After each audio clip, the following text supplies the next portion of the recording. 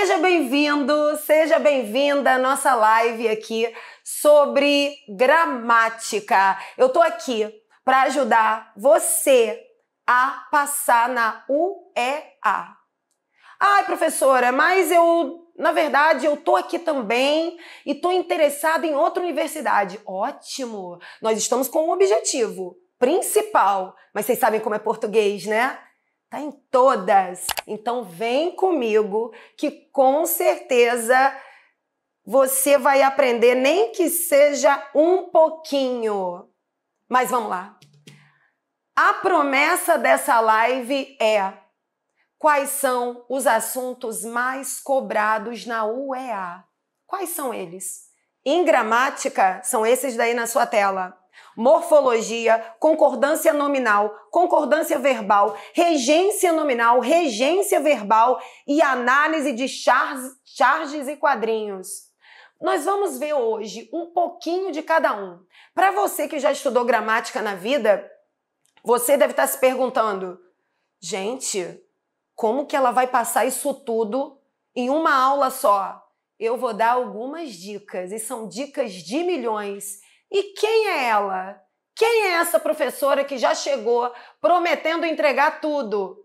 Eu sou a professora Gisele Bispo e eu serei inesquecível na sua vida. Promessa. Vamos lá? Primeira coisa, vamos ver o que nós podemos aprender hoje, um pedacinho, uma amostra grátis de morfologia. O que é morfologia? Se aparecer aí no seu edital, morfologia são classes de palavras. Agora preste atenção, é um assunto que é muito visto, muito durante o período escolar. Então, com certeza, ainda está aí na sua mente, não é? Quais são as classes gramaticais? Substantivo, adjetivo, artigo, pronome, verbo, numeral, advérbio, conjunção, preposição e interjeição. Então, nós temos 10 classes gramaticais. Vocês estão lembrando? Vocês estão lembrando? Por que eu digo vocês estão lembrando? Porque é algo que você começa a ver lá aos 7, 8 anos de idade e todo mundo tem uma lembrancinha aí na mente. Mas vamos estudar agora algo pontual, tá bom? A primeira coisa, observem, que é algo que nem sempre a tua professora de escola diz. As classes de palavras, ou seja, a nossa morfologia, ela é dividida em duas classes, as variáveis e as invariáveis. Isso aí eu já vou dizer para você, é muito importante. Variáveis e invariáveis. As variáveis, claro, são as que variam, são aquelas que se modificam. Quais são elas? Substantivo, artigo, adjetivo, pronome, numeral e verbo. Essas vão para o masculino, feminino, singular e plural. Na verdade, os verbos vão para o singular e para o plural, mas se eles se modificam, já entram aí como classes variáveis. Então, já vou dizer para vocês, essas classes, elas são muito importantes na nossa concordância verbal e nominal. Agora, as invariáveis, aquelas que não se modificam, imutáveis, interjeição, conjunção, preposição e advérbio. Ah, professor, isso daí não é importante, eu quero saber o que é substantivo. Não pensem assim. Você dividir essas duas classes lá na frente em alguma questão, já vou dizer, aprender a dividir entre variável e invariável vai ter um peso muito importante na sua prova. Vocês querem um exemplo? Substantivo. Substantivo é tudo que dá nome. Vou falar bem rapidamente para você ficar com gostinho de quero mais, hein? Substantivo é tudo que dá nome. Nome de quê? Nome de qualquer coisa. O que eu sou? Professora. Professora. Gisele. Tela. Fome. Sede. Cansaço. Tudo é nome. Substantivo. Ué, professora, para mim cansaço era adjetivo. Adjetivo é a característica. Eu sou o cansaço? Eu estou cansaço? Não, eu estou cansada. Cansada é a minha característica, portanto é adjetivo. Pegaram? E os artigos? Os artigos acompanham os substantivos. Então, o, a, os, as, uma, uns, umas. Calma, hoje é só um pedacinho para ficar com gostinho de quero mais. E pronome? Acompanha e substitui. Adivinha quem? Substantivo. E o numeral? Quantifica. Adivinha quem? O substantivo. Então, as 4 classes que circulam o substantivo: artigo, adjetivo, pronome e numeral. E os verbos? Importantíssimos. Eles não têm masculino e feminino, mas eles podem se dividir entre singular e plural. E são ações. Eu estudo, singular. Nós estudamos, plural. Agora, as invariáveis, nós temos a interjeição, que indica que a expressão espontânea do sentimento. Oi! Ui! Ah! É! I! Ó! Isso tudo é interjeição. Conjunção e preposição são termos que unem, ligam, ou liga oração, ou liga palavras. E o advérbio, para tudo. Advérbio. Pense numa classe importante. Pense numa classe que geralmente o aluno ele não tem dificuldade, mas quando chega na concordância, aí tem. Vou te dizer por quê. O advérbio ele é confundido com adjetivo e com pronome. E qual é a preocupação? O advérbio ele é invariável. O adjetivo e o pronome, eles são variáveis. Então, imagina, um pode ir para o singular, pode ir para o plural. Na verdade, 2, adjetivos e pronomes. O advérbio não. Então, muitas vezes, nós não sabemos. Por exemplo, professora, é bastante ou bastantes? Será que existe? E existe bastante no plural? Tá vendo como às vezes dá uma bugada? Mas hoje, ainda hoje, eu vou falar sobre isso. Então, convido vocês a interagir comigo, não é? Vamos ver? Vamos fazer a prova agora, se você sabe ou não sabe. Eu não encontrei meu caderno novo aqui. Substantivo é tudo que dá nome. E nome de coisa. Achei. Substantivo. O que está acompanhando o substantivo? Meu. E não é artigo, é pronome. Pronome possessivo. Qual a característica desse caderno? Novo. Adjetivo. Encontrei. Verbo encontrar. Muito bem. O que eu tenho? Eu. Não é meu nome. Não é meu nome, mas é um pronome? Está substituindo? E o que eu tenho aqui? Além disso, não e o aqui, que são advérbios de negação e de lugar, e não variam. O combate a posturas inadequadas trouxe uma polêmica. Eu tenho aqui o verbo trazer. E o que eu tenho mais? Professor, eu não estou vendo nenhum substantivo, não. Procure, então, os termos ao redor. Por exemplo, eu tenho a palavra combate, que é substantivo. Como é que eu não vou confundir isso com verbo? Porque eu tenho o artigo, que é o acompanhante oficial do substantivo. Eu tenho outro artigo que também acompanha o substantivo. A partir de agora, eu tenho certeza que polêmica é substantivo. Posturas, substantivo. Inadequadas, característica de posturas, adjetivo. E esse azinho, professora, aí é que vem o melhor. O a, na nossa língua, na língua portuguesa, pode ser artigo, pronome ou preposição. E agora, aqui eu já vou te dizer. Quem faz um combate, faz combate a alguma coisa. É uma preposição. Você quer saber a diferença? Calma aí. Já vou te dizer em outro momento. Mas olha quem vem agora, o nosso próximo assunto, concordância nominal. E olha o que eu tenho para falar para vocês. A concordância nominal tem uma relação direta com a morfologia. Então essa é a dica de milhões. Você que pega e estuda concordância nominal e verbal isoladamente, é aí que está seu erro. Concordância nominal e verbal, elas estão associadas à morfologia, às classes gramaticais. Ou seja, se vocês souberem muito, não é? A questão morfológica, você sabe concordância verbal e nominal. Fica a dica, hein? E concordância é o que há nas provas brasileiras. Vamos lá. Relação direta com a morfologia. Outra informação. É a sintonia entre substantivo, artigo, adjetivo e numeral. As variáveis, claro. O que é concordância?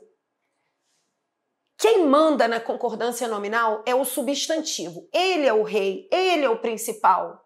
E as outras classes ali, artigo, adjetivo, pronome e numeral, elas ficam ali, ó, rodeando o substantivo. O substantivo vai para o feminino, o artigo vai para o feminino, o adjetivo, o numeral, o pronome. O substantivo vai para o plural, artigo, adjetivo, numeral e pronome vão. Vocês entenderam? Se vocês souberem morfologia, olha a concordância nominal. Eu garanto. Ah, professora, mas eu já estudei e tem umas concordâncias nominais especiais. Tem, mas o que eu acabei de te dizer é o basicão. Peguem isso. As provas gostam disso, as bancas gostam disso. E as invariáveis estão fora. Elas não se mexem. Advérbio não varia. Interjeição, preposição, conjunção, não variam. Ou seja, se eu tiver em dúvida, olha só, a dica de milhões. Se eu tiver em dúvida entre adjetivo ou advérbio e eu descubro que é advérbio, automaticamente eu descobri que não vai para o feminino nem vai para o plural. Pegaram? Então vamos ver os exemplos. O carro usado é amarelo. Quem é que domina aí? O substantivo. O substantivo está aqui, ó. Carro. É o carro que vai dominar. Carro é masculino e está no singular. O artigo, masculino singular. O adjetivo, masculino singular. E outro adjetivo, masculino singular. Então aí, o carro usado é amarela? O carro usado é amarelas? Não. Se carro está no masculino, toda a classe ao redor dele estará no masculino e no singular. Fácil essa, né? Então, calma. Olha o que eu trouxe para vocês. Vocês se lembram que eu disse a respeito da palavra bastante? Já vou dizer, bastante pode ir para o plural? Sim! Guardem isso. Bastante. Ah, mas eu nunca ouvi. Se você nunca ouviu, isso não é garantia que a gramática não seja assim. Nós temos o que a população brasileira geralmente fala e nós temos a gramática, né, a língua culta. Então, eu quero que vocês observem aí a palavra bastante. Já vou dizer, bastante pode ser advérbio de intensidade, mas também pode ser pronome indefinido. E quando bastante for pronome, ele acompanha o seu substantivo. Por exemplo, vamos pegar um pronome.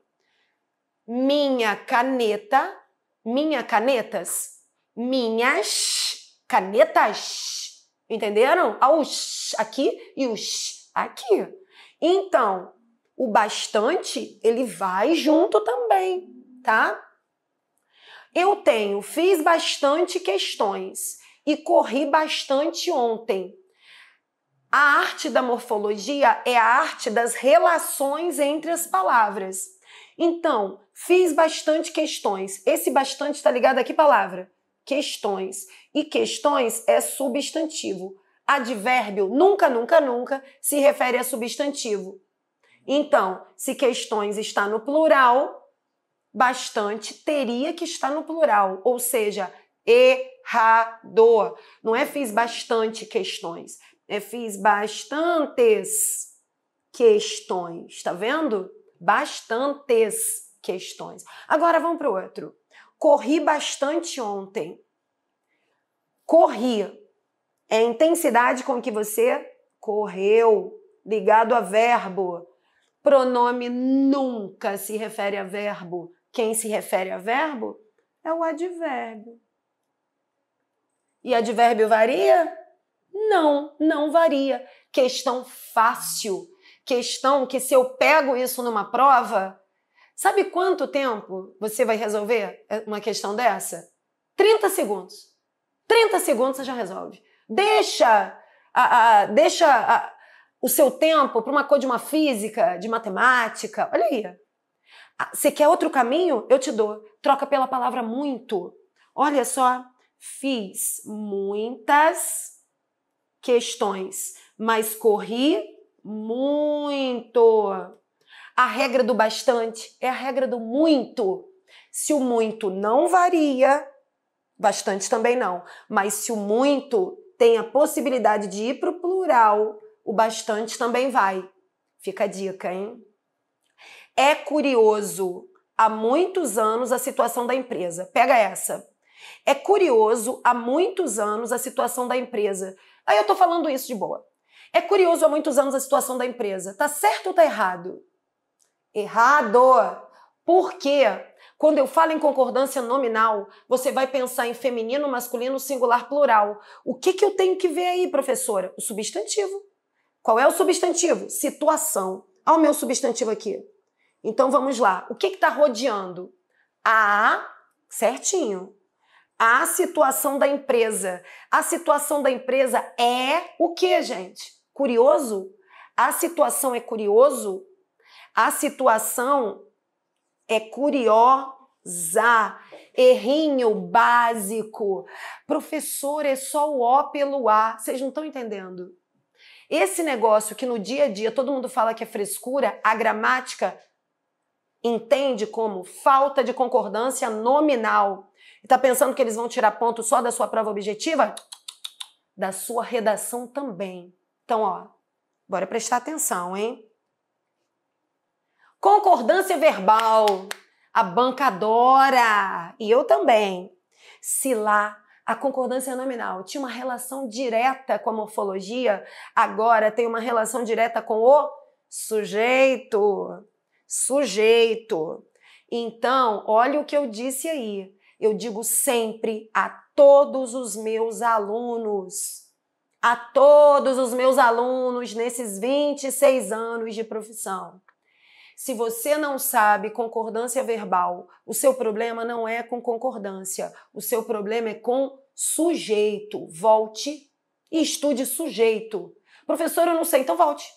Vai estudar sujeito. Porque, na verdade, estudar concordância verbal é estudar sujeito.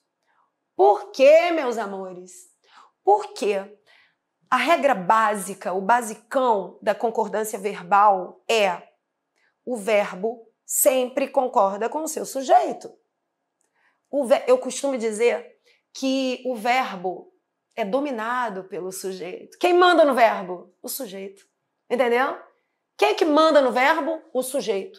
Então, o que isso quer dizer, professora, na prática? Sujeito singular, verbo singular. Sujeito plural, verbo plural. Pegaram? Ah, não, mas eu já vi em aula de YouTube, eu já vi em gramática, eu já vi minha professora de escola e tem um monte de regras. Tem muitas regras. Observem as regras. Nós temos o grupinho das regras do sujeito simples, as regras do sujeito composto e as regras do verbo ser, que é o único rebelde. O verbo ser, ele pode concordar com o sujeito e com o predicativo do sujeito. Tá vendo como o sujeito está sempre envolvido? Então, você pega um textão. Eu vou te dar aqui uma dicasinha básica, mas já vou te dar dica de milhões. Tem um textão desse tamanho para você analisar. Ai, meu Deus, o que eu faço? É questão de concordância. Vai atrás do verbo. Achou o verbo, achou o sujeito dele. Acabou. Verbo, sujeito. Pronto. Essa é a dica. Vamos lá? Vocês querem ver aqui exemplos? O filho das minhas primas, em todos os momentos, querem brincar. Olha eu falando isso de maneira rápida. Sabia que o filho das minhas primas, em todos os momentos, querem brincar? De repente, passa despercebido? Você nem nota, né?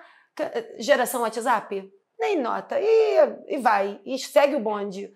Não, peraí. Eu não estou no WhatsApp. Eu estou numa prova. Estou numa prova valendo uma vaga que eu quero muito. É concordância? Vou achar o verbo. Cadê o verbo? Já vou dizer que as vírgulas, elas costumam embaralhar o nosso cérebro. Esqueçam as vírgulas e foquem no verbo. Querem. Então eu vou lá. Querem brincar. A pergunta é: quem quer brincar? O filho das minhas primas. Só que quem é o núcleo desse sujeito? São as primas ou é o filho? O filho. O filho é o núcleo do sujeito. Portanto, essa concordância está errada. Como é que pode, meus amores, filho singular, que é o núcleo do sujeito, e querem plural? Errado. O filho das minhas primas, em todos os momentos, quer brincar. Tá vendo? E o que acontece? Por que as pessoas erram? Porque tem o núcleo, que é singular, e aí a frase vai te dando várias opções de plural. E aquilo vai mostrando para o teu cérebro que é plural, plural, plural, e de repente volta para o singular. Então, se policiem, entenderam? Não deixem eles te confundirem. Tô aqui para te ajudar. Agora vem, gosta-se de frutas e vende-se apartamentos. Nas minhas aulas de sujeito, ué, professora, cadê? Calma, a gente vai se aprofundar, né? Aqui, não. Mas eu tenho aulas de sujeito. Se você entender sujeito, fica muito mais fácil. Aí, por exemplo, é a diferença entre o sujeito agente e o sujeito paciente. O segredo de um verbo seguido de ser é descobrir o sujeito. Então, porque o sujeito manda no verbo. E aí, observem que eu tenho frutas e apartamentos. A pergunta é: tá correto ou não tá? Gosta-se de frutas. Tá certa? A concordância está certa? A concordância verbal? Quando a banca te pergunta se a concordância verbal está correta, o que ela quer saber? Ela quer saber se o verbo está correto no singular ou no plural. E eu já vou te dizer que esse tipo de questão o teu cérebro não vai identificar rapidamente, porque as placas brasileiras estão lotadas de erros. Sabe em que estado? Qualquer um. Roraima? Amazonas? Rio de Janeiro? Qualquer estado brasileiro. Em qualquer estado há placas erradas. E ninguém nota. Então eu estou aqui para te mostrar. Presta atenção. O segredo é: será que frutas é o sujeito? Será que apartamentos é o sujeito? Esse é o segredo. E eu vou te mostrar. Vende-se apartamentos. Apartamentos é o sujeito. Sabe o que isso quer dizer? Que isso está errado. Como é que eu posso? Apartamento está no plural e vende está no singular. Vendem-se apartamentos. Aí você fala: entendi, professora. Então frutas é o sujeito? Não é. Sabe quem está acompanhando frutas? O D. E já vou te dizer. O D é o quê? Preposição. E a preposição, pá, mata o sujeito. A preposição mata o sujeito. Eu já sei de cara, meu amor. Aluno meu não erra nunca isso aí. Aluno meu pode ter qualquer idade. Ele pode ter 12 anos. Daqui a 10 anos, se eu encontrar na rua, quem é que mata o sujeito? Na hora ele fala preposição. Na hora. Daqui a 20 anos. Ele pode ter neto. Que eu pergunto, ele vai dizer. A preposição mata o sujeito. Fazendo com que esse frutas não seja o sujeito e não domine o verbo. Entenderam? Você entende sujeito, você entende concordância, você mata duas questões. Agora, olha a pergunta. Vendem-se. O que? Verbo transitivo direto seguido de ser. Eu vou achar o sujeito. vendem-se apartamentos. Mas a pergunta aí, será que gostam-se de frutas? Não. Por quê? A partir do momento que eu descubro que frutas não é o sujeito, eu descubro também que frutas não manda no verbo. Frutas está no plural. E daí o verbo só obedece ao sujeito. Então, esse gosta-se de frutas, por exemplo, é um sujeito indeterminado. Portanto, ele fica no singular. Conseguiu pegar um pouquinho? Está precisando de mais? Então, você precisa assistir a uma aula de sujeito. Mas deu para entender? Concordância? É isso aí. E o último? Haviam problemas. Será que está certo? E aí você pensa, claro que está, professora. Problemas está no plural e o verbo está no plural. Verdade. Mas a pergunta é, problemas é o sujeito? Porque o verbo só obedece ao sujeito. E aí você entra no verbo haver e você descobre lá na sua aula de sujeito que haver é um verbo impessoal. E o que isso quer dizer, professora? O verbo impessoal, ele está no sujeito inexistente. Sabe o que isso quer dizer? Que problemas, meus amores, não é o sujeito. E ele manda no verbo? Não. Se aqui eu tenho um verbo impessoal, ele nunca vai para o plural. Portanto, concordância inadequada. Esse verbo deveria ficar no singular. Guardaram? Verbo impessoal, sujeito inexistente. Se não tem sujeito, o verbo não varia. Ele corre atrás do sujeito. Então, ó, fica a dica, hein? De milhões. Partiu regência. E a regência, se eu pego uma questão de regência, eu estou pegando uma questão de quê? Porque tem gente que fica assim, peraí. Segundo a regência, você não sabe para onde olhar. Você vai olhar para vírgula? Você vai olhar para acento? Claro que não. Questão de regência, amores, é uma questão de preposição. Relação direta com a preposição. Por exemplo, o verbo gostar na língua portuguesa. Quem gosta, gosta de. Então, o verbo gostar rege, pede a preposição de. Quem concorda, concorda com. Então, o verbo concordar pede a preposição com. Preciso ensinar isso para vocês? Não. Só que tem uma coisa. Tá vendo que tem regência verbal e nominal? A regência verbal são os verbos que pedem a preposição. A nominal são os nomes que pedem preposição. Esses que eu falei são, ó, lindinhos demais. Concordar e gostar, todo mundo sabe. Mas vocês sabem, né? A língua portuguesa tem aquele diferencialzinho, né? Delícia. Há verbos que possuem mais de um sentido. E, às vezes, nós temos um sentido que te leva para a preposição e outro sentido que não leva para a preposição. E aí eu te digo, é só você aprender a falar? Claro que não. Vamos ver aí os exemplos? Estamos aptos. Observem que o estamos é o verbo e aptos é o adjetivo, ou seja, é o nome. E quem pede a preposição a não é o estamos, é o aptos. Então aí eu tenho um exemplo de regência nominal, porque quem está apto sempre está apto a.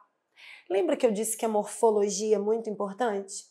Se eu não souber o que é preposição, de que me adianta essa informação? Regência, relação direta com a preposição. Não sei o que é preposição, então volte e estude preposição.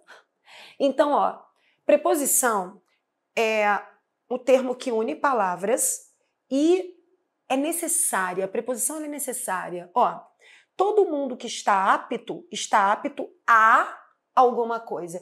Por que eu coloquei essas reticências que indica, né, a continuação de um pensamento?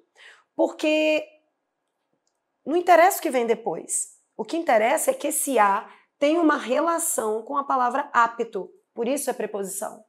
Ó, estou carente. Carente de quê? Olha aqui. Carente de quê? E carente também é nome. Você ficou satisfeito? Satisfeito com o quê? Ó, Tá vendo? Exemplos de regência nominal. E regência verbal. Aí embaixo, o professor assiste os alunos. E aí do outro lado, ele assistiu ao jogo, ela assistiu à novela.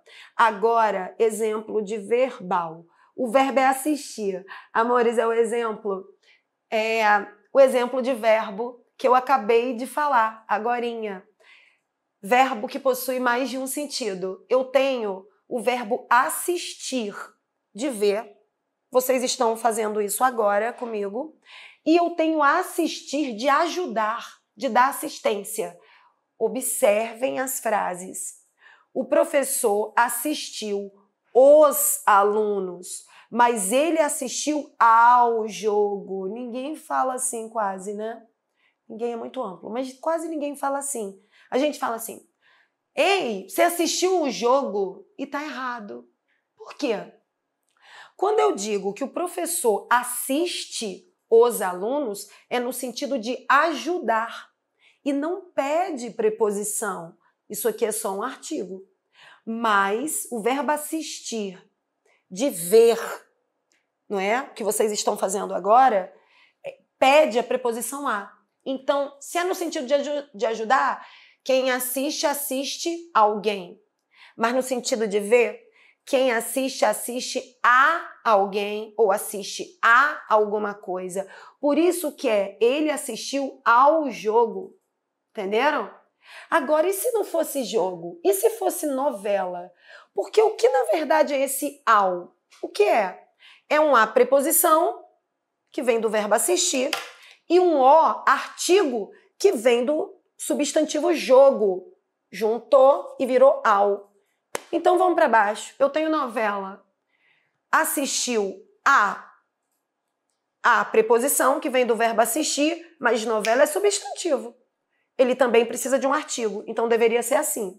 Já que é ao, assistiu a novela. Aí os gramáticos se reuniram e falaram assim, não, muito estranho, 2 as. Assistiu a novela, é quando surge ela, nossa delícia, que o povo também adora, chamada nosso acento grave, que é a nossa crase. Então, olha aí embaixo. Perceberam? A regência está intimamente ligada a quê? A crase. Ou seja, questão de regência também é questão de crase. Isso mesmo. Viu? Eles podem perguntar assim, segundo a regência, e eles podem observar, eles podem estar cobrando de você, de vocês aí, a crase, já que a crase e a regência, elas são ali, ó, estão unidinhas. Pegaram? Tá vendo que um tem relação com o outro? Adoro! E, antes de nós acabarmos, vocês podem perceber que nós temos aí análise de charges e quadrinhos. E essa aí, professora? Então, vou dar só... Nem coloquei nada. Que aqui é um bate-bola. Aqui é assim, ó. É só para você tomar gosto e falar, ei, eu quero estudar português. Eu vi que gramática não é esse bicho-papão, não. Eu quero me aprofundar, porque eu quero gabaritar, eu quero fechar minha prova. E vai ser com essa professora aí. Análise de charges e quadrinhos é interpretação de texto. Na verdade, é associar a linguagem verbal, que são as palavras, à linguagem não verbal, que são as imagens. Tá vendo? Então é imagem e palavra. Às vezes é uma expressão, não é a expressão do quadrinho com as palavras do balão, né, do balãozinho. A charge é uma crítica. Então, eles também gostam muito de abordar essa questão aí, análise de charges e quadrinhos. E aí eu digo, e agora? E agora, professora? Eu quero me aprofundar mais. Eu gostei das dicas. Ah, então vem com a gente, né? Você já adquiriu seu pacote? Já adquiriu seu pacote? Porque eu tô lá. Eu tô lá esperando vocês. Onde? No Sou Vestibulando. Claro, não é? Específico. Você que quer passar na UEA, tá esperando o quê? Me leva para casa. Eu quero ir com você, tá bom? Para te ajudar. Então, ó, um abraço e até lá, hein? Oi pessoal, tudo bem com vocês? Estão gostando da aula? Eu espero que sim, porque isso é só uma palhinha do que tem dentro do Sou Vestibulando. O Sou Vestibulando é um preparatório online totalmente focado nos vestibulares da região norte. Nele você vai encontrar todo o conteúdo programático do ensino médio, aulas específicas sobre história e geografia do Amazonas, aulas sobre as obras literárias, mais de 20 anos de provas da UEA resolvidas em vídeo, apostila física e muito mais. E cara, cá entre nós, eu já estive no seu lugar. Eu sei o quanto essa reta final é desafiadora, o quanto a gente fica inseguro, principalmente com essa mudança que teve no edital da UEA. E pensando justamente nisso, nós do Sou Vestibulando preparamos um presente para vocês, só para vocês que vão acompanhar aqui a Semana do Aprovado na UEA todos os dias. Todos os dias nós vamos disponibilizar aqui no chat um link para você marcar a sua presença, lembrando que só vai participar do sorteio do Combo Macro quem participar todos os dias, então não pode perder. O segundo presente é para você que ainda não começou a se preparar para a prova da UEA e tá com medo dessas mudanças que ocorreram no edital. Esse segundo presente também é para você que já está estudando para a prova da UEA e precisa se aprofundar tanto nas aulas específicas quanto nas questões. Esse segundo presente é para você que quer verdadeiramente garantir uma preparação especificamente voltada para a UEA de 2024. A gente preparou um curso de revisão totalmente baseado nesse edital que a UEA lançou agora. Vocês sabem que o edital da UEA saiu semana passada e a gente já começou a gravar algumas aulas especificamente só depois que lançou o edital, principalmente na parte de História e Geografia do Amazonas.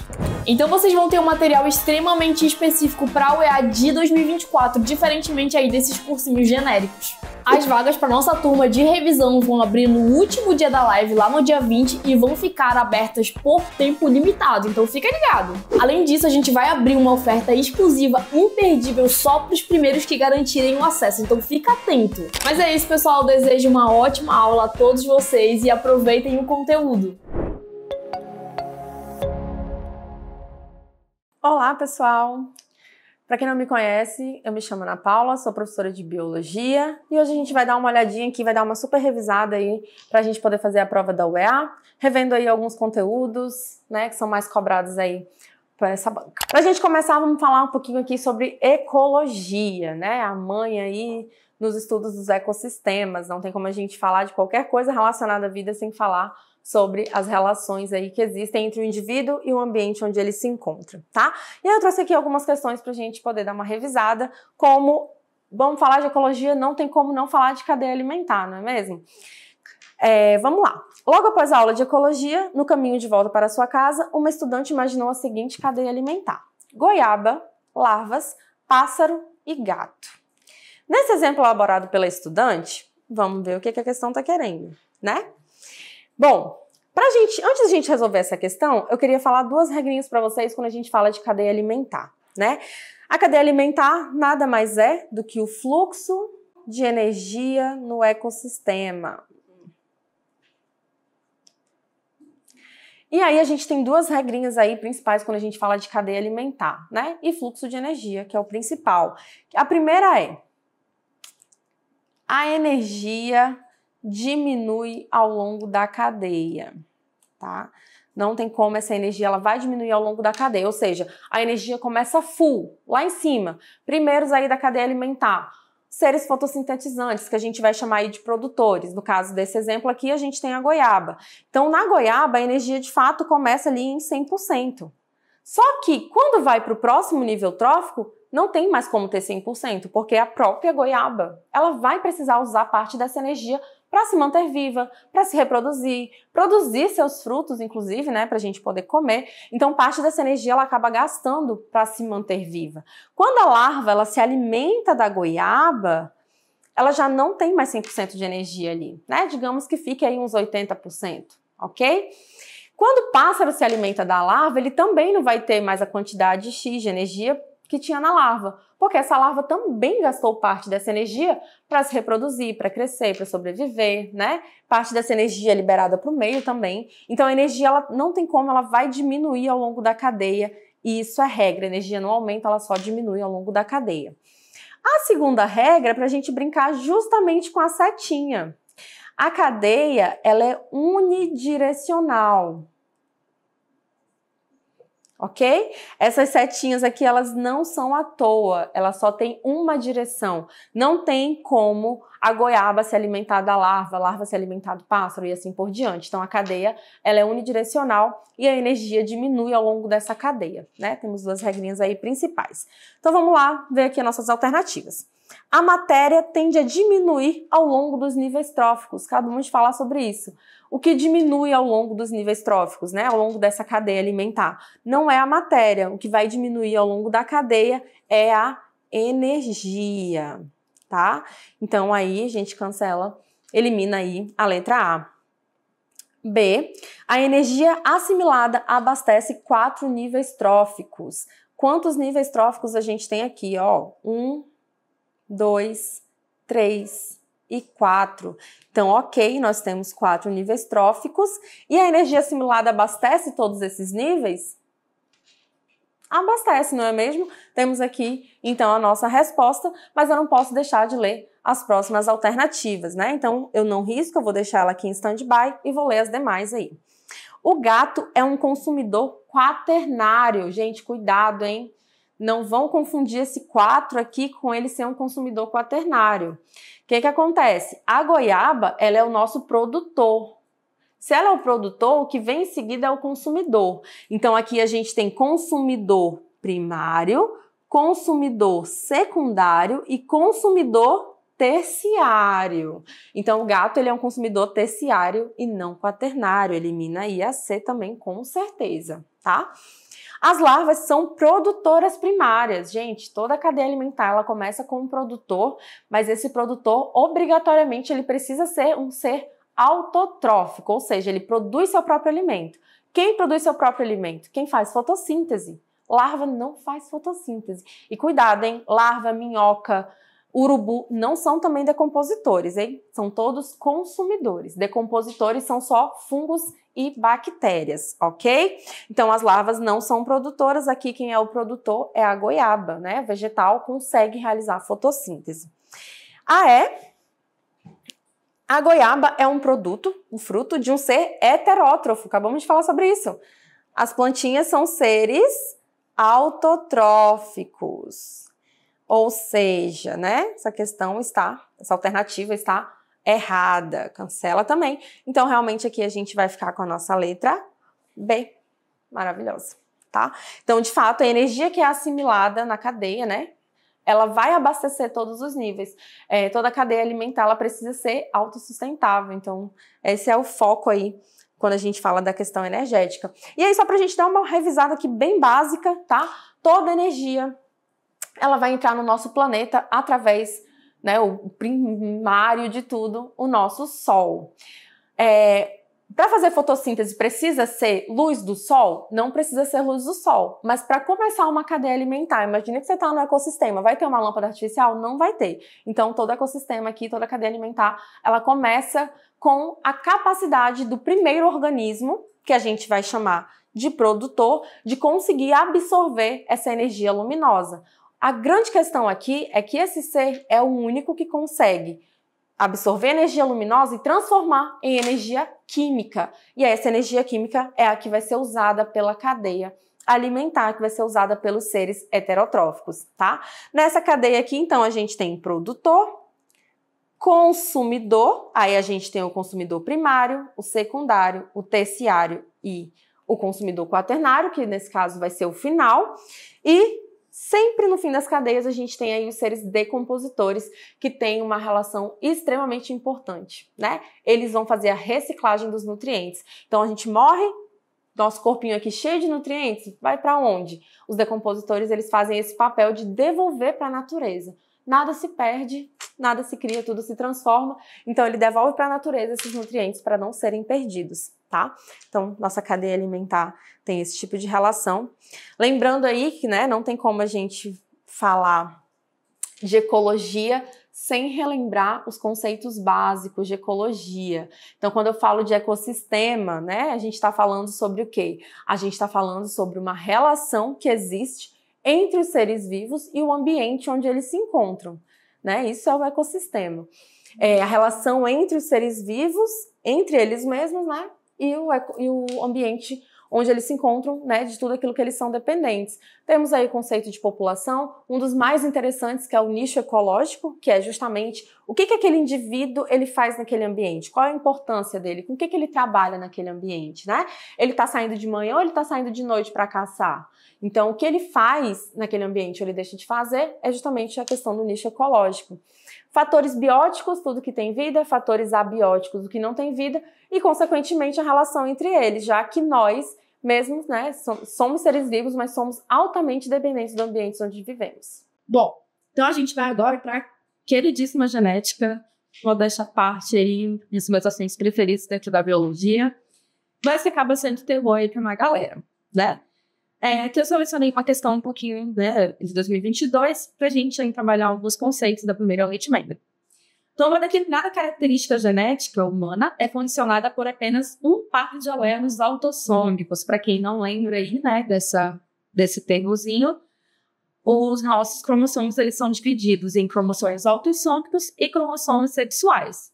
Sendo aí, obviamente, o que não é sexual é autossômico e nós temos apenas dois pares, um par de cromossomo sexual, XX ou XY, tá? Então, aqui a gente tem os cromossomos sexuais. Todos os demais, né? Ou seja, 44 cromossomos, já que nós temos 46,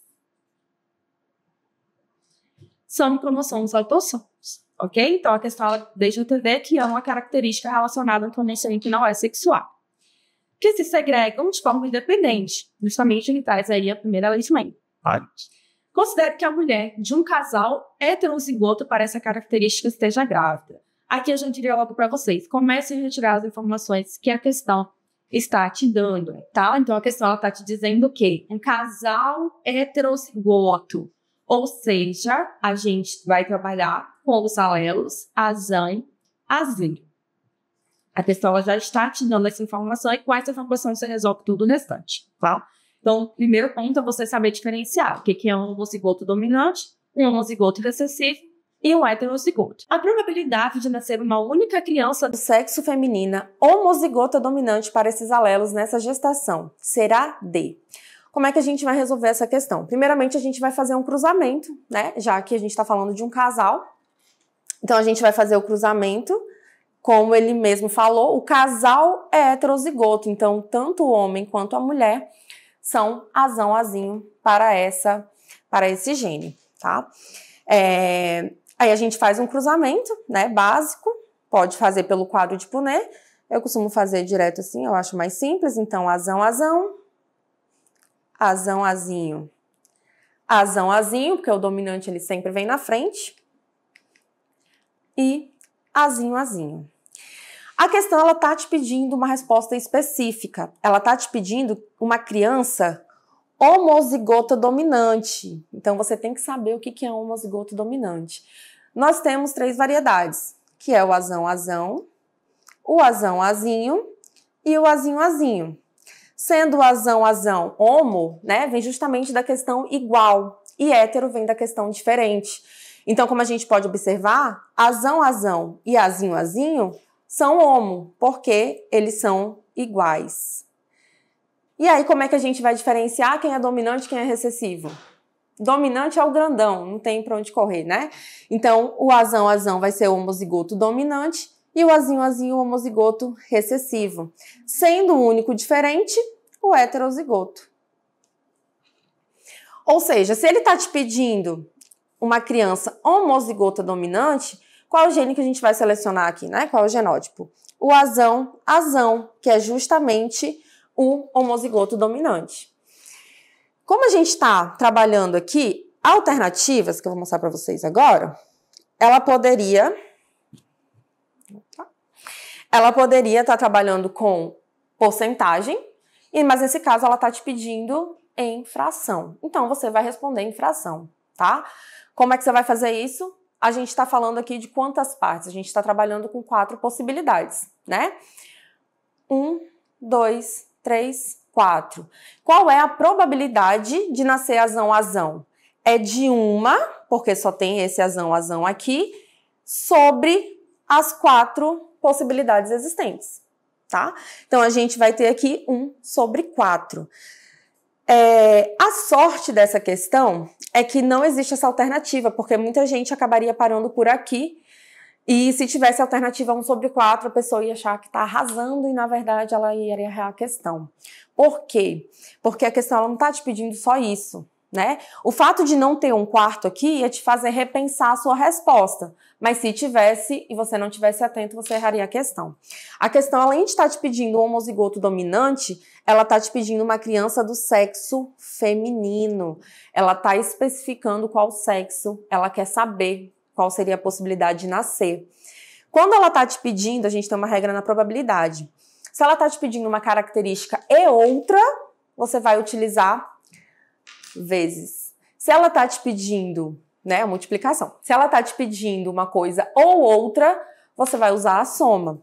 Então, aqui a gente vai pegar 1 sobre 4 e vai multiplicar pela probabilidade dessa criança ser do sexo feminino. Quando a gente fala de sexo, a gente só tem 2 possibilidades. Ou nasce menino, ou nasce menina, né? Então, a probabilidade de nascer menina ou de nascer menino, que seria 50%, quando a gente fala de fração, a gente vai falar de 1 sobre 2. Então, a probabilidade de nascer menina entre 2 possibilidades, né? Se a gente tem uma fração aqui relacionada à questão da multiplicação, eu sempre falo que se eu sei fazer essa matemática aqui, todo mundo sabe, tá? Então, a gente vai ter aqui, ó, 1 vezes 1, 1.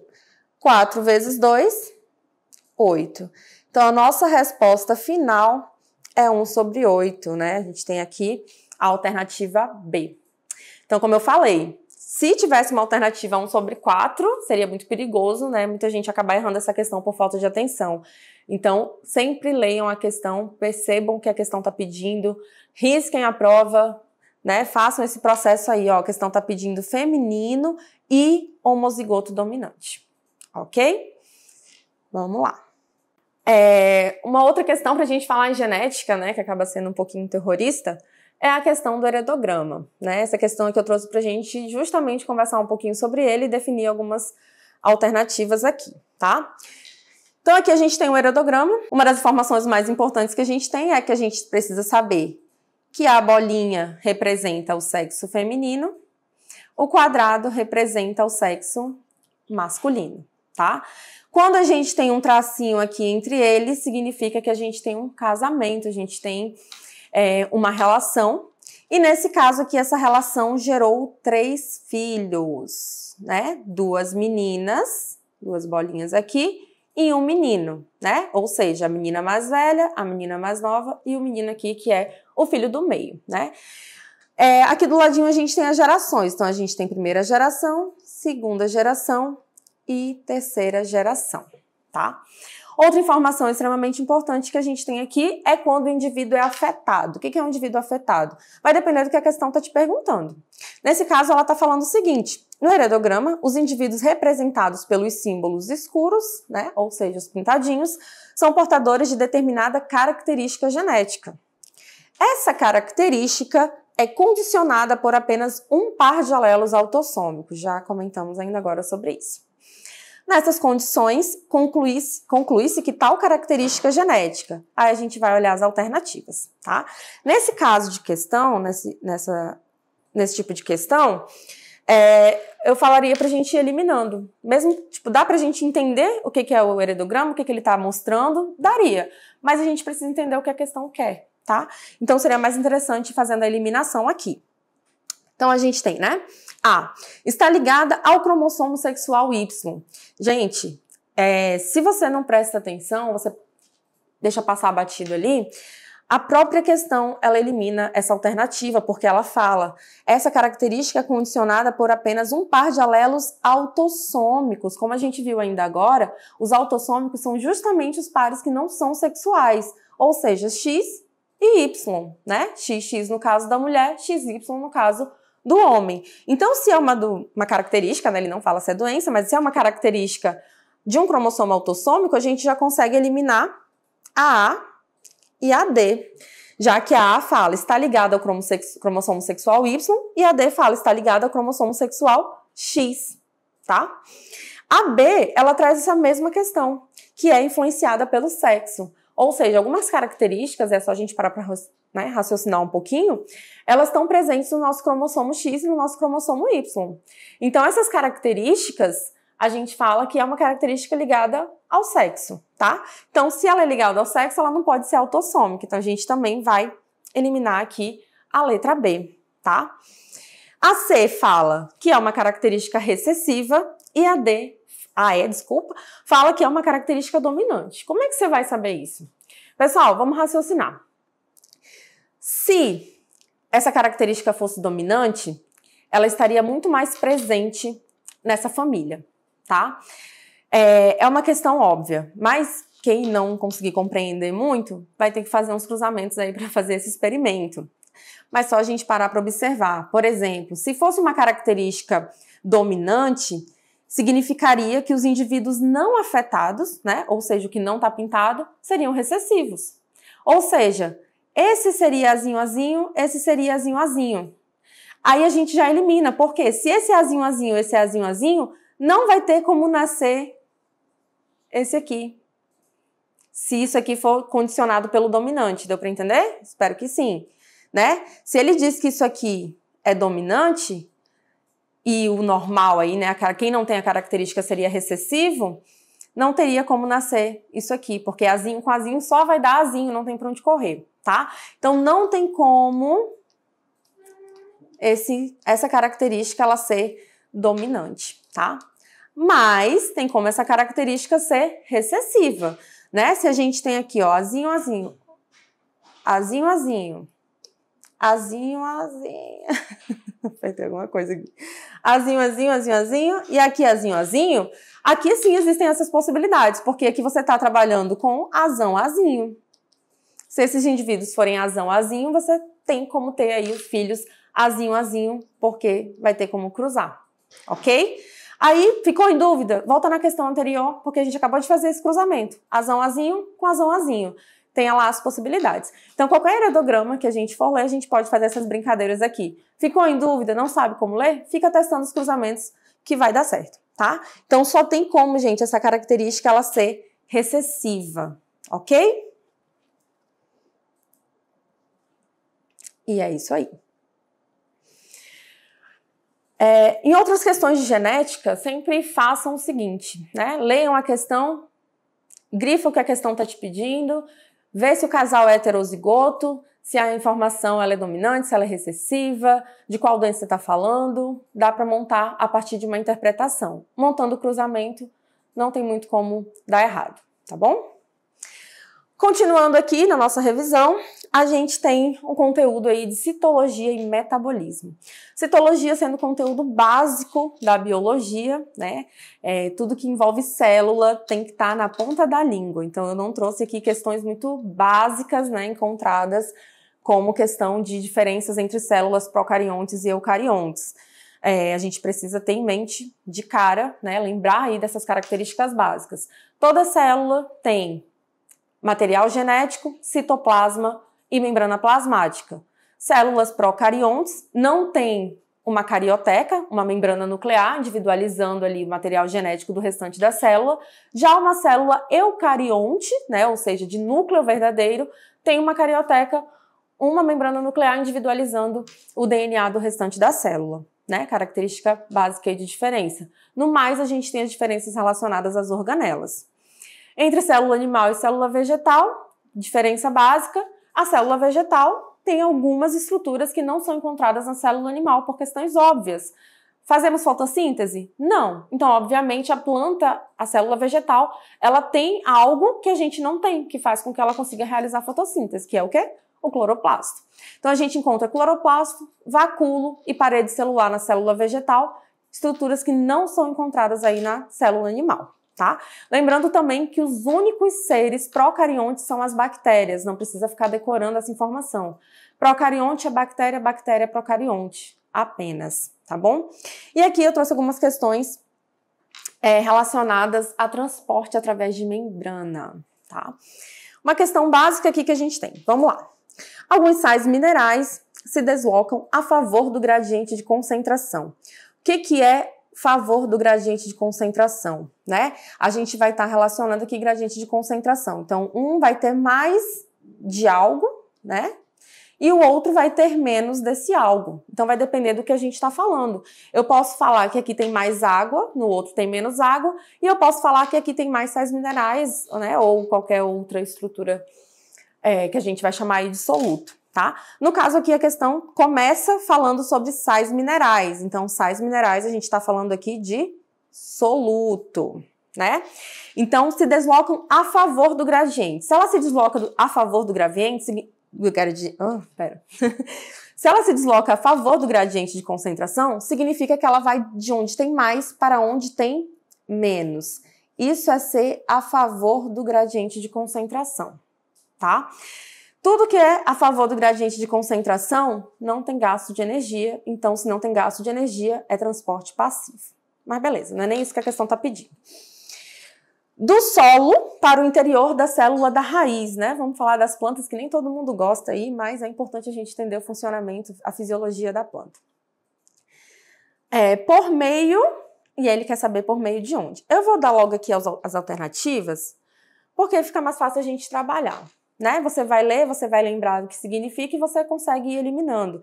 Então, por exemplo, se eu sei que transporte ativo, ele é contra o gradiente de concentração e ele tem gasto de energia, e o passivo, ele é a favor do gradiente de concentração, ele não tem gasto de energia, e aqui a questão está te dizendo que é a favor do gradiente de concentração, eu já sei que não se trata de um transporte ativo. Então, onde tem transporte ativo, eu posso eliminar. Como aqui, né, a alternativa A já eliminamos, tá? E aí eu tenho difusão simples, tem osmose, bombeamento iônico e transporte passivo, né? Que é outra coisa que eu preciso saber quando a gente fala de transporte? A diferença entre osmose e difusão. O que a gente vai lembrar aqui? A osmose, ela está relacionada ao transporte de líquido, de solvente. E o nosso solvente universal é a água. Então, podem relacionar a osmose com água. Então, quando a gente fala de transporte de água, a gente está falando de osmose. E a questão aqui, ela não está falando de água no primeiro momento. Ela está falando de sais minerais, que é soluto. E a difusão é justamente o transporte do soluto. E aí, esse soluto, ele pode ser, por exemplo, os sais minerais.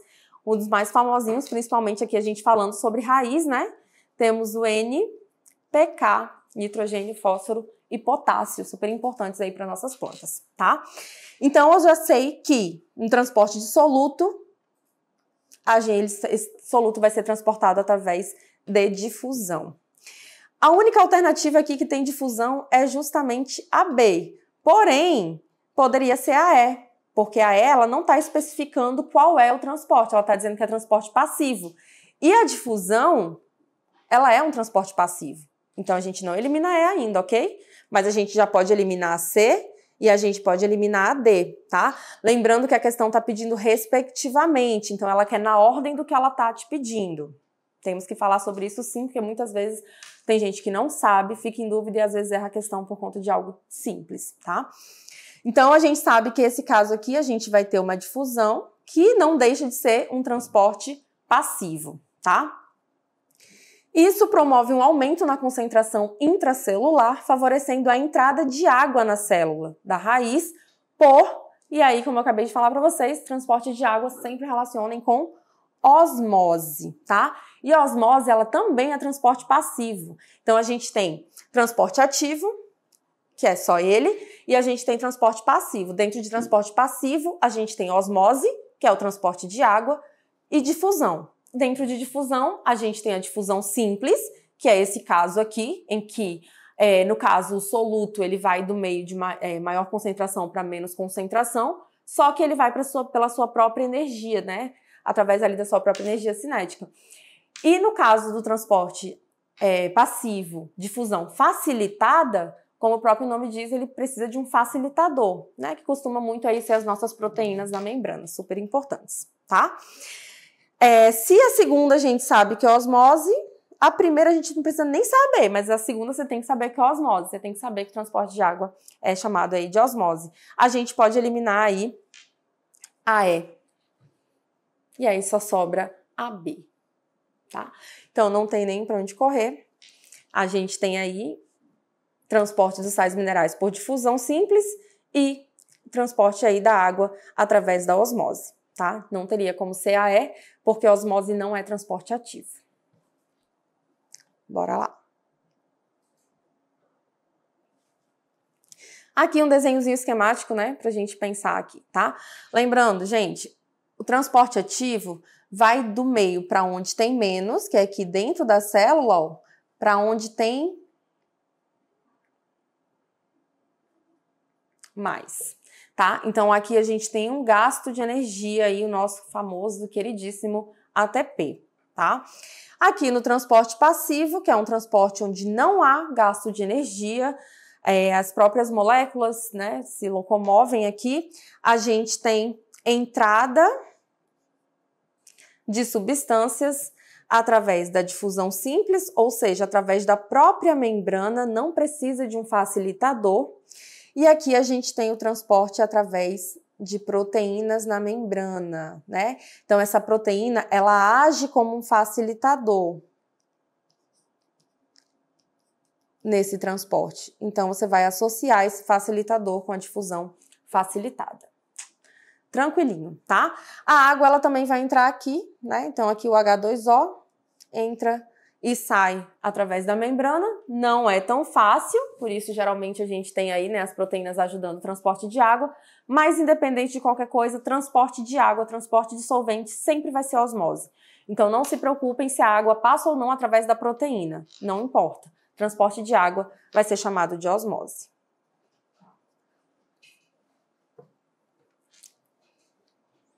Vamos lá, cadê?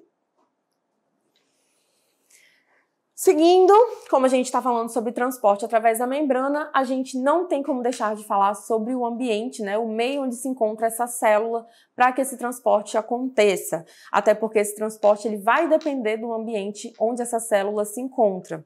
E essa questão ela traz aqui uma célula vegetal. Então vamos lá.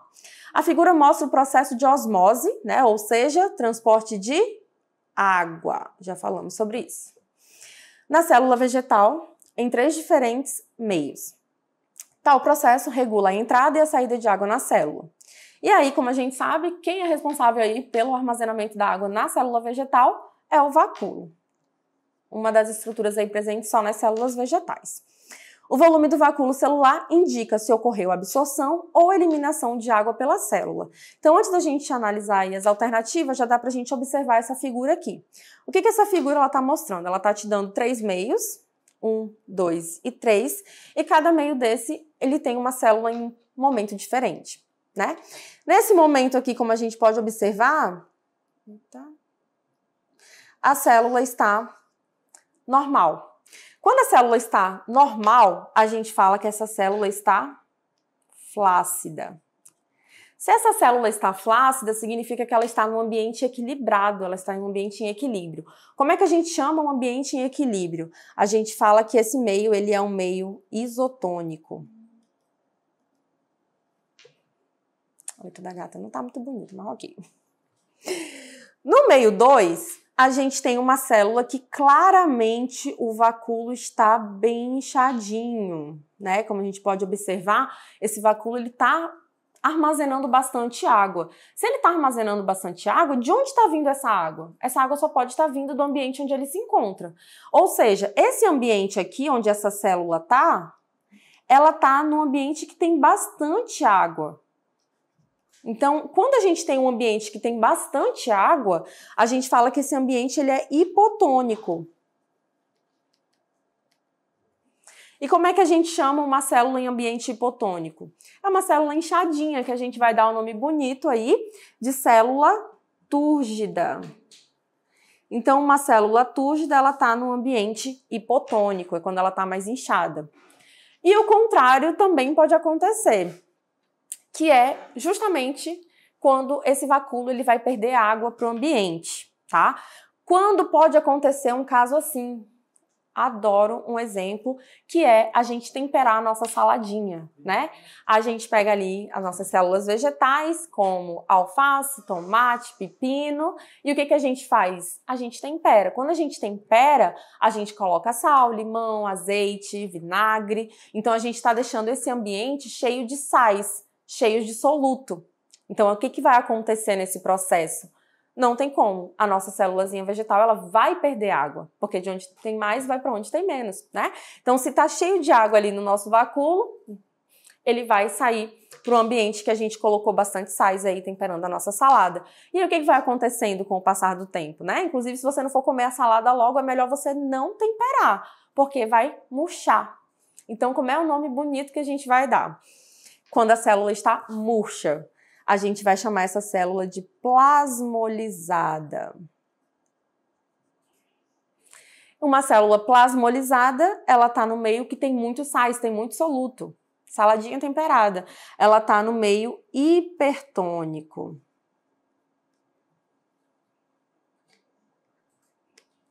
Ok? Então, vamos lá ver quais são as nossas alternativas e o que a questão está pedindo no fim das contas, né?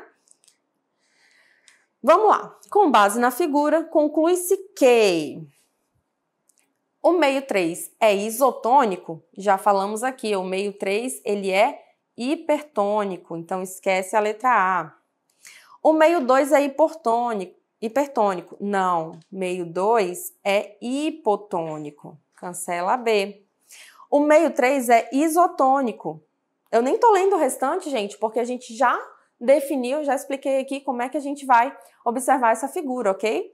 Então, o meio 3 é isotônico, também não, já chegamos à conclusão de que o meio 3 é hipertônico, tá? Então, cancela B também.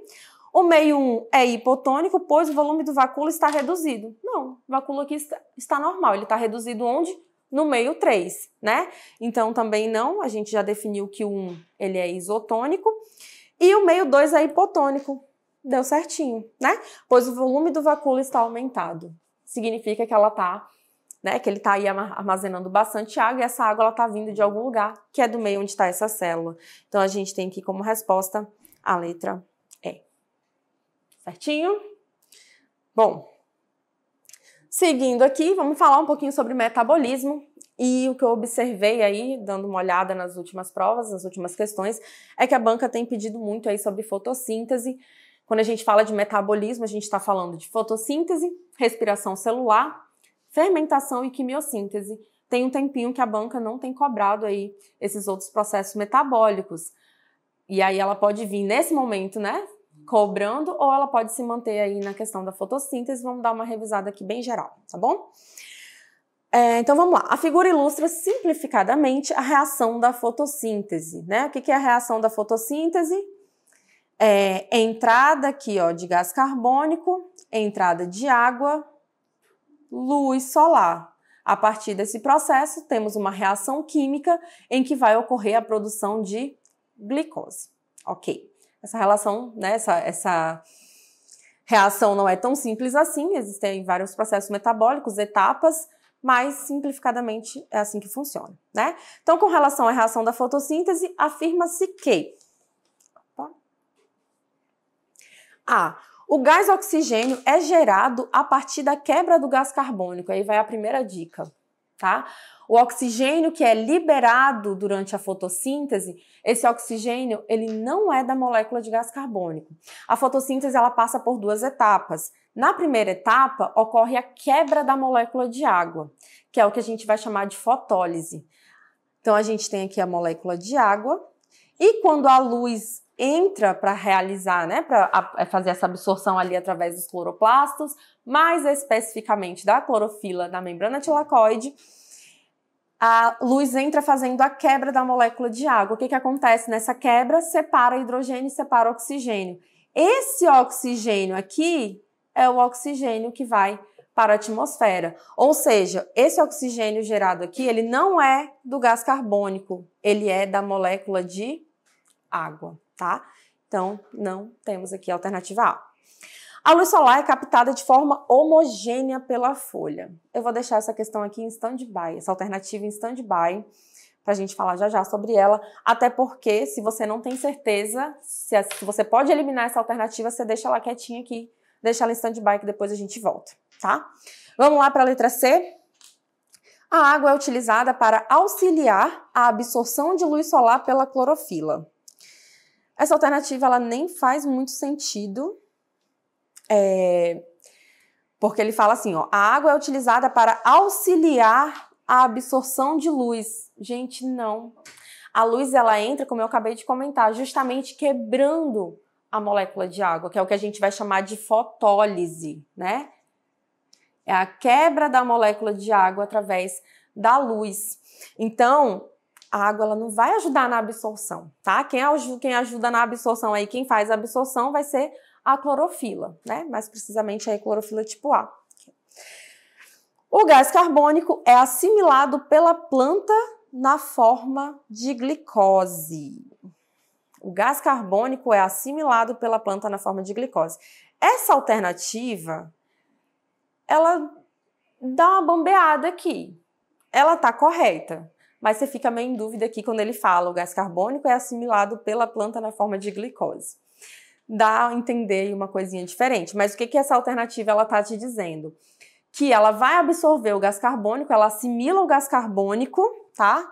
Justamente aqui na questão da produção da glicose. É por isso que a assimilação, né, a absorção ali do gás carbônico é importante, porque é a partir dele que vai ocorrer aí a produção da glicose e não do oxigênio, né, liberado aí para a atmosfera, tá? Então, tanto que a absorção do gás carbônico na fotossíntese é justamente um processo que vai começar aí a segunda etapa da fotossíntese, chamada de etapa escura, né, nossa fase escura, justamente para que esse processo aqui consiga ocorrer, tá? A glicose é eliminada pelas folhas junto com o vapor de água. Gente, imagina, a planta ter todo um trabalho para fazer uma fotossíntese, para produzir a sua própria glicose e para eliminar essa glicose através da folha. Isso não tem sentido nenhum, tá? Ela realmente elimina a água na forma de vapor, que é o processo extremamente importante, chamado de transpiração, né? Essa transpiração é responsável, inclusive, pela planta continuar absorvendo água lá na raiz, na teoria de coesão-tensão aí da ascensão da seiva inorgânica, que é justamente água e sais minerais, mas a glicose ela vai para o restante do corpo da planta, né? Que é justamente onde a planta vai produzir sua energia para se manter viva e etc, tá? Então essa aqui também não faria sentido. A B, ela tá errada por quê? Porque a luz solar ela não é captada de forma homogênea, pelo contrário, ela é captada de forma heterogênea, tá? Não tem como uma folha captar de uma forma homogênea, se a própria folha não é homogênea, tá? A gente tem aí diversas folhas com diversos tipos de morfologias e etc. A luz solar é captada a partir dos cloroplastos, das clorofilas presentes no cloroplasto, etc, etc. Então, não é de forma homogênea, tá? É de forma heterogênea. Então, a gente fica aí com a letra D, ok? Aqui eu trouxe para a gente dar uma revisada, né, nas duas etapas da fotossíntese. Então, a fotossíntese ela é dividida em duas etapas, chamada de etapa fotoquímica, que é a etapa que depende da luz para acontecer, e a etapa química, que não depende da luz. Significa que ela não acontece na presença de luz? Ela acontece, só que ela não precisa da luz para que isso possa, né, para que a fotossíntese ocorra. Também chamada aí de etapa clara e etapa escura, respectivamente, tá? Como a gente pode observar, na etapa clara, a gente tem a absorção da luz para que ocorra a quebra da molécula de água. Esse processo libera o oxigênio para a atmosfera, processo extremamente importante na reciclagem de gases da nossa atmosfera, né? Eu sempre falo que a gente sabe atualmente que as algas são as principais responsáveis pelo oxigênio presente na nossa atmosfera. Não significa que a gente pode sair desmatando porque as plantas elas são extremamente importantes na reciclagem desses gases. Quanto mais plantas a gente tem, né, principalmente no momento que a gente libera tanto gás carbônico na atmosfera, mais plantas a gente tem que ter para poder reciclar esses gases, ok? Nesse primeiro processo, nessa primeira etapa, na quebra da molécula de água, a gente tem uma reação química onde vai ocorrer aí a liberação do NADPH e liberação também de ATP, produção de energia, tá? Esse NADPH e esse ATP vão ser extremamente importantes para a segunda etapa, ou seja, a segunda etapa, ela precisa da primeira. Ela só ocorre se a primeira etapa ocorrer, ok? Ela é uma continuação. Ela é obrigatoriamente acontecer no local escuro? Não, tá? Ela pode acontecer no local claro, só que ela não absorve diretamente a luz, tá? Aqui a gente vai ter o ciclo das pentoses, também chamado de ciclo de Calvin, porque na biologia é assim, gente, vocês sabem, né? Não dá para ter um nome para uma coisa, não. Tem que ter 3 nomes para a mesma coisa e a gente tem que saber todos, tá? Que é para não confundir aí, não dá tilt. Então, o ciclo de Calvin, a mesma coisa que o ciclo das pentoses, tá? Nesse caso aqui, ó o que está ocorrendo. Então, a segunda etapa é onde vai ocorrer a absorção aí do gás carbônico, porque é nessa fase que vai ocorrer a formação da glicose, tá? Então, temos um ciclo aqui e o resultado desse ciclo devolve para a primeira etapa justamente ADP mais PI e NADP, que novamente serão transformados em NADPH e ATP, tá? Então, as duas etapas estão interligadas, para uma ocorrer depende da outra e por aí vai, tá? Desse ciclo de Calvin é que a gente vai ter a liberação aí da molécula que vai dar origem à glicose. Então, fotossíntese, lembrando, precisamos de fotossíntese para que exista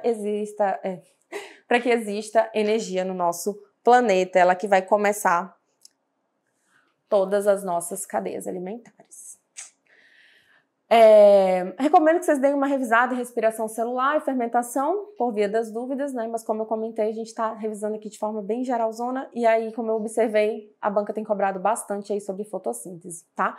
Mas só para lembrar, o básico, né? Respiração celular, que é o nosso processo metabólico para obtenção de energia, em que necessita do oxigênio para acontecer, e é um processo realizado aí dentro da célula, principalmente pela mitocôndria. E na fermentação a gente tem aí, né, fungos e bactérias que obtêm sua energia a partir da quebra da glicose, só que nesse caso na ausência do oxigênio. A fermentação só acontece se não tiver oxigênio nesse ambiente.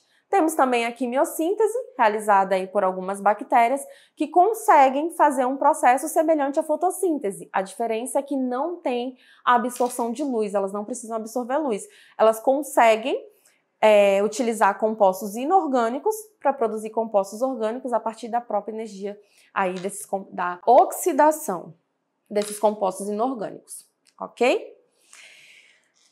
Outro ponto bastante cobrado aí pela UEA é a fisiologia, né? E aí a gente tem muitos sistemas, cada sistema tem várias células, cada célula aí vai ter a sua função. Eu trouxe aí algumas questões para a gente debater, né? Para a gente poder dar uma revisada. Essa aqui é falando aí sobre o nosso sistema digestivo. Então, eu trouxe até uma imagem aí do sistema digestivo para a gente relembrar, tá? Vamos lá. Uma pessoa apresenta uma doença genética rara que afeta principalmente a função digestiva do fígado. Ou seja, o que você tem que saber aqui de cara? Qual é a função digestiva do fígado? Né? Sendo o fígado aí um órgão acessório do nosso sistema digestório. Então, a gente tem aqui esôfago, né? Estômago, intestino delgado, dividido em jejuno, duodeno, jejuno e ilho. E aqui a gente tem o intestino grosso, responsável aí, né, pela produção das nossas fezes, e o ânus aí, por onde a gente vai eliminar tudo que não foi absorvido ou digerido pelo nosso organismo, tá? Como órgãos acessórios, temos aqui o fígado, a bilizinha aqui, né? A vesícula biliar E aqui a gente tem o pâncreas aí, que é super importante nesse processo da digestão, porque é ele aí que vai produzir os hormônios insulina e glucagon, tá? Mas aqui a gente vai focar um pouquinho mais na questão do fígado. Então vamos lá. O fenômeno digestivo que será afetado por essa doença é... Gente, o que a gente tem que lembrar é sobre o fígado. O fígado é o órgãozinho aí que vai produzir a bile, e a bile está relacionada com o quê? Emulsificação das gorduras. A bile ela vai ser liberada bem no comecinho aqui por trás, né? Que tá aqui por trás, bem no comecinho do nosso intestino delgado, aqui no duodeno, que vai ser responsável pela emulsificação da gordura. Então, tudo que a gente consome que é lipídio, a gente precisa do nosso fígado para ajudar, tá? Por isso que quando às vezes a gente vai para um churrascão, uma feijoada, né? A gente fica ali sentindo, passando um bom tempo aí com uma má digestão. Então, assim, né? Toma ali um remedinho para ajudar o seu fígado nesse processo, tá? Então, vamos lá. A produção do ácido clorídrico pela mucosa gástrica. Mucosa gástrica, gente, nada mais é do que o nosso estômago, tá? E é o nosso estômago que tem função de produzir o ácido clorídrico, o nosso HCl, que vai ser responsável aí pela digestão, né, de vários nutrientes, tá? Juntamente com esse ácido clorídrico vem aí algumas enzimas, então o responsável aqui, na verdade, é o estômago e não o fígado, então cancela aí a alternativa A, tá? B, a emulsificação de gorduras no intestino delgado. Acabei de comentar sobre isso, a função do fígado. Significa que eu posso deixar de ler as próximas alternativas? Não mesmo, nunca façam isso, tá? Muitas vezes você lê a alternativa ali, passa uma informaçãozinha despercebida, você acha que você acertou, pula para a próxima, e na verdade tinha uma questão ali que estava muito mais correta, ou que uma informaçãozinha ali acabou passando batido. Então nunca deixem de ler as próximas alternativas, tá? Então vamos lá, C, né? A gente marca aqui a B, provavelmente é ela. C, a absorção de vitaminas pelas vilosidades, microvilosidades aí, né, que são uma adaptação da nossa membrana do nosso intestino, que é justamente para aumentar a capacidade de absorção e a área de absorção do nosso intestino. Então, não é o fígado quem faz o processo de absorção aí dos nossos nutrientes, é o nosso intestino delgado, tá? Então, não pode ser a letra C. E aproveitando que estamos falando sobre absorção aí de vitaminas, sais minerais, nutrientes, quem faz a absorção de água no nosso corpo é o nosso intestino grosso. Por isso que a questão de você consumir fibras é tão importante, né? Se você consome fibras, você tem que beber bastante água também, porque não vai adiantar de nada. Essas fibras a gente não digere e vai ficando acumulado ali no nosso sistema, né, digestório, principalmente ali no intestino grosso, que vai ajudar na formação das nossas fezes, mas se você não bebe água, não adianta, tá? Então, nosso intestino grosso que absorve aí a nossa água. Redução do peristaltismo intestinal. Gente, peristaltismo, né? Para quem não lembra aí, peristalse nada mais é do que a contração do músculo liso. Qual é o músculo liso? Os nossos órgãos, né, internos aí. Então, o nosso intestino, por exemplo, ele faz peristaltismo, mas o fígado não, tá? Então, a redução do peristaltismo intestinal poderia até prejudicar, mas não relacionado ao fígado e não por essa questão em si, né? Então, cancela aí também, tá? É o que faz o nosso alimento ir passando aí, né? O bolo alimentar ir passando pelo nosso intestino, estômago, né? Até chegar na eliminação das fezes. E a digestão de celulose no estômago. Não importa se é no estômago, nem em canto nenhum. Nós, seres humanos, não conseguimos digerir a celulose, tá?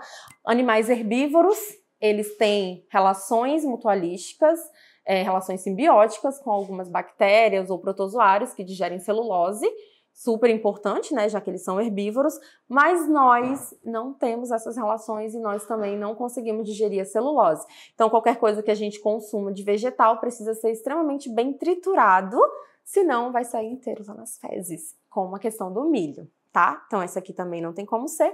Realmente, aí a gente vai ficar com a letra B. Emulsificação de gorduras no intestino delgado, tá? Então, a gente tem que cuidar muito bem do nosso fígado, senão vai prejudicar aí o nosso processo digestivo.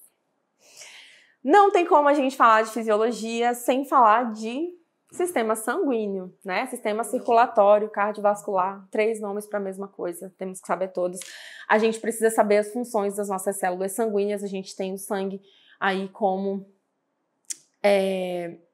um dos principais tecidos do nosso corpo, justamente porque ele realiza as principais funções, que é transportar. Transporta oxigênio, transporta gás carbônico para a gente mandar para fora do corpo, transporta nossos nutrientes, né, para nutrir todas as nossas células, bem como ele vai transportar também os excretas, tudo que a gente não precisa mais, não é para ficar mais no nosso corpo, ele vai mandar para o rim fazer essa filtragem e aí produzir urina a partir disso. Enfim, resumão de fisiologia por aqui. Vamos ver o que a questão está pedindo, tá? A figura ilustra o fluxo de hemácias e glóbulos brancos em uma vênula, um vaso sanguíneo humano. Considerando que as células sanguíneas da figura estão retornando para o coração, elas vão passar. Vamos ver nossas alternativas. Mas de cara, a gente precisa lembrar do quê? Do caminho do sangue pelo nosso corpo, tá? Vamos já falar um pouquinho sobre isso. Vamos ver aqui as nossas alternativas. Pelos capilares até chegar no átrio cardíaco. Vamos lembrar aqui, sou péssima com desenho, mas vamos lá, né? Aqui o nosso coração com 4 cavidades, né? Então temos aqui o nosso átrio direito, nosso átrio esquerdo, nosso ventrículo direito, nosso ventrículo esquerdo. Então, a gente tem o sangue vindo do nosso corpo, rico em gás carbônico, né? Chamado aí de sangue venoso, e ele vai entrar através do átrio direito.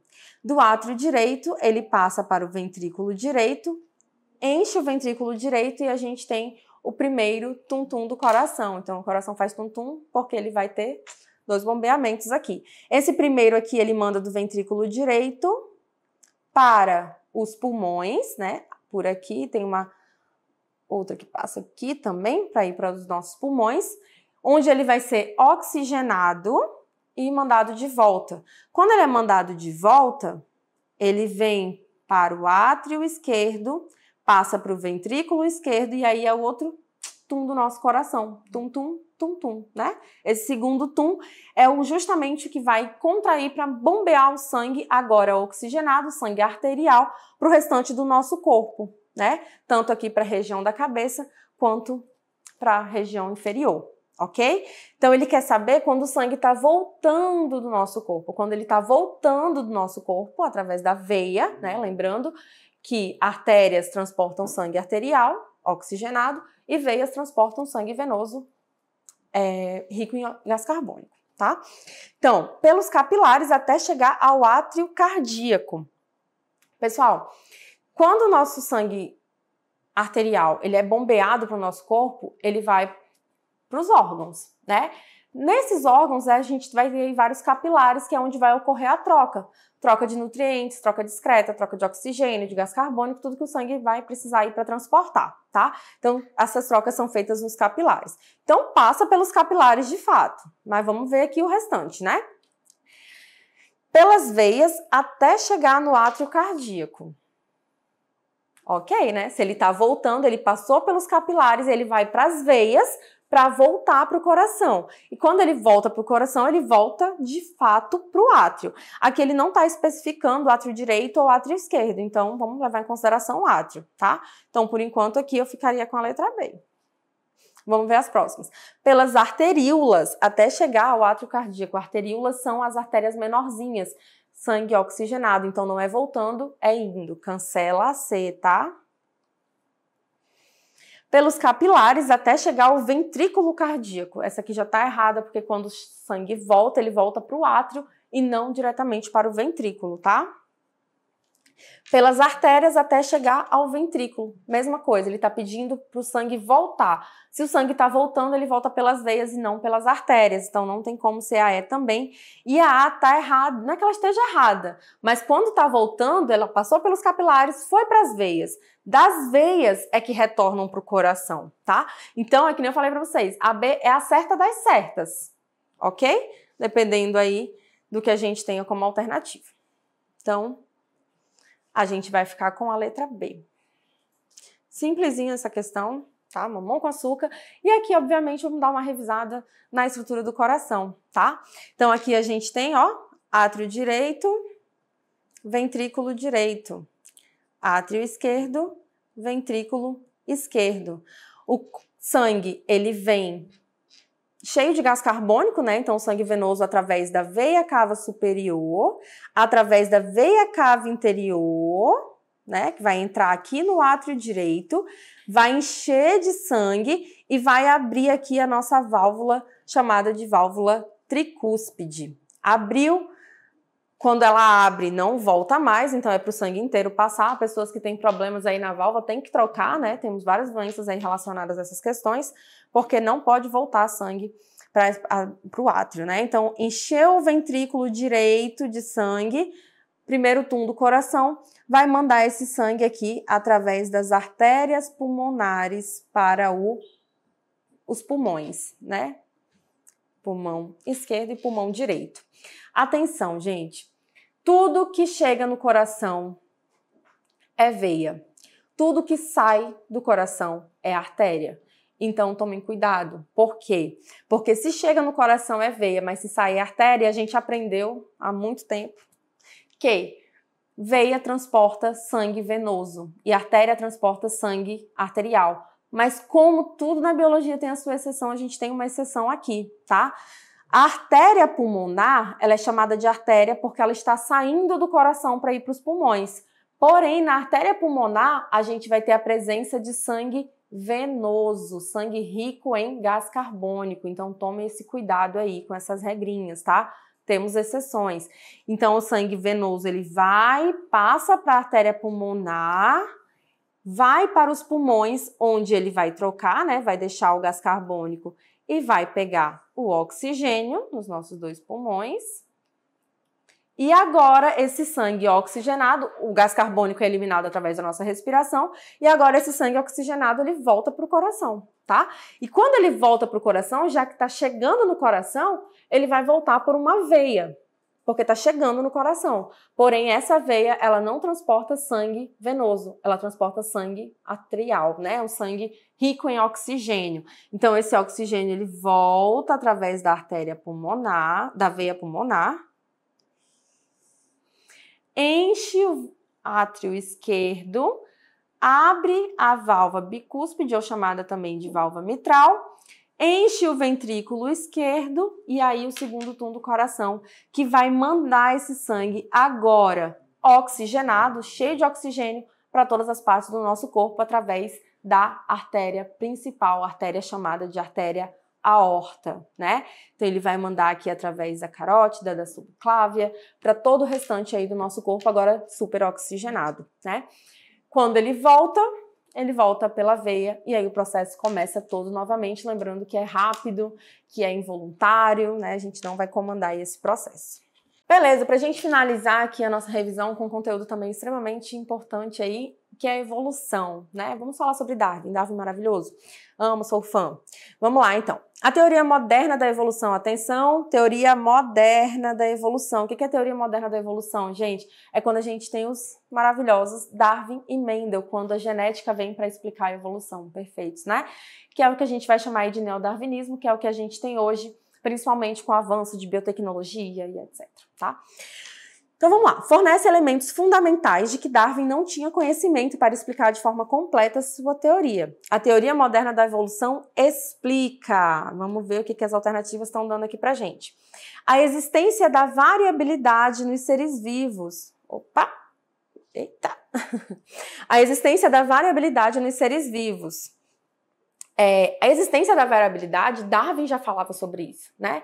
Quando Darwin ele traz sua teoria, ele fala, existe uma variabilidade entre os organismos, e aí o que acontece é que o ambiente ele vai selecionar a característica mais vantajosa, tá? Então Darwin já falava sobre isso, tem a ver com evolução, mas não com a teoria moderna, tá? E aí a B, os mecanismos responsáveis pela variabilidade nos seres vivos. Seria essa a alternativa, mas vamos ler o restante, hein? A importância e a transmissão da adaptação nos seres vivos. Não é sobre isso que a teoria moderna fala, tá? A atuação da seleção natural nos seres vivos. Então, isso aqui também Darwin já falava sobre seleção natural. O surgimento da adaptação devido à variabilidade. Isso aqui também não faz muito sentido, tá? Deem uma lida aí na teoria da evolução, associa aí. mas a gente tem aqui, de fato, a letra B, tá? Quando a gente fala da teoria moderna da evolução, a gente vem com os processos justamente como ele fala aqui na questão, ó. Ela fornece elementos que Darwin não tinha como saber, ele não tinha como explicar. Então, ele sabia que os indivíduos eles eram diferentes, existia uma variabilidade, existiam diferenças, mas ele não falava sobre genética. A gente começa a falar sobre genética, características, né, transmissão dessas características com Mendel. E atualmente, que a gente comprova, né, tudo isso, a gente tenta entender hoje quais são esses mecanismos responsáveis pela variabilidade dos seres vivos. Aí vem recombinação genética, mutação, né, que cria variabilidade maravilhosa também. Então, hoje a gente tenta entender como esses processos acontecem, tá? Então, justamente, a gente vai ficar aí com a B. Mais uma aí de evolução, vamos lá. A teoria moderna da evolução, de forma simplificada, pode ser compreendida como a união de conceitos da genética com conceitos da evolução, Darwin e Mendel. A compreensão dos processos da genética molecular em conjunto com as análises de características fenotípicas vantajosas transmitidas ao longo das gerações constituem a base para os estudos evolutivos atuais. Os conceitos presentes na teoria moderna da evolução estão corretamente relacionados em... Os conceitos presentes na teoria moderna da evolução estão corretamente correlacionados em... A recombinação gênica é o fator evolutivo mais importante exercido pelo ambiente. Gente, o que é recombinação gênica? Nada mais é do que a troca ali de parzinhos dos cromossomos, né, o que a gente chama ali de crossing over durante a meiose.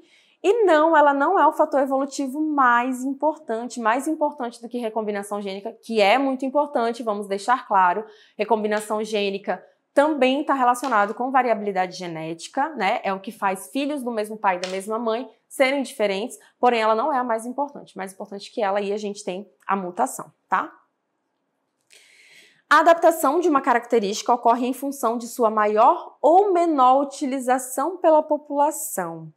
Gente, isso aqui é claramente assim algo que Lamarck diria.